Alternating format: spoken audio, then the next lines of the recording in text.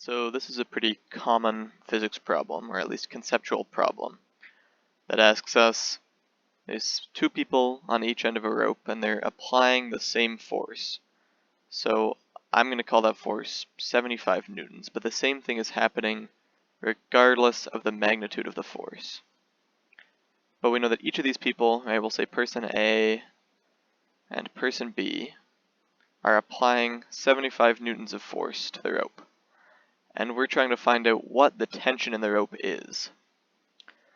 Now, we know from Newton's laws that for every action, there's an equal and opposite reaction. Okay, that'll be helpful later, but just looking at the picture, we know that the rope is not experiencing acceleration. The rope is still between the people. It's stretched taut, it's not going up or down, it's not going anywhere, right or left, right? The rope is still. So we have this nice equation, net force equals mass times acceleration. And the mass of this rope we're assuming is not changing, so that's just some positive constant. So if acceleration is 0, this whole side becomes 0, so the net force, right, 0 equals 0. Net force must be 0 on the rope. Okay, well, I look at this picture and I see 75 newtons in one direction and 75 newtons in another. Well, 75 minus 75, that sounds like 0, so we're good. No tension. Unfortunately, not the way this is working. So to get a better idea of what's happening, we kind of zoom in on the rope, right? And I mentioned Newton's laws with that equal and opposite reaction. So if I zoom in on this little piece of rope, right, I'll draw it again over to the right. So we come over here, and this is a zoomed in view on the piece of rope.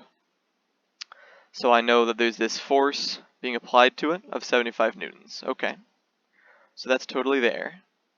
And I'll call that FA, or force applied. In the opposite direction, I know that there's a reaction force. Okay, so right here, this is the reaction force from Newton's laws, which must be equal and opposite, so 75 newtons in the other direction. Okay. And we're good, just like the whole rope, this little piece of rope here is not accelerating, right? A equals 0, and we can see that these two forces are going to cancel each other out. This 75 in one direction, subtract 75 is equal to 0. And that's a better characterization of what's happening here, right? This applied force isn't really interacting with the other applied force. We go over here, we skip a bunch of little rope segments, and we zoom in on the other end. Over here we see the other applied force. This is the force from the second person. And the exact same phenomenon is happening, right? There's this reaction force. It's a little bit of a messy diagram, but hopefully it's clear.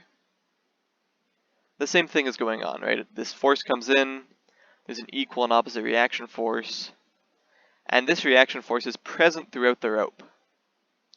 So if there's some reaction force and it's present throughout the rope, turns out that's just tension. And so now I can say that the force of tension in the rope is equal to 75 newtons. Funnily, because the rope's not moving, we can think of this a little bit like if there was a big wall in the middle, and then a rope here, somebody attached, I'll draw them very messily, right? And on this side, there's another person pulling on their own rope, still the 75 newtons. And here I think if the rope's not moving, it's very clear that the tension force is 75 newtons, right? We pull on the rope's not moving, so the rope must be reacting with a tension of 75 newtons. I hope that's clear.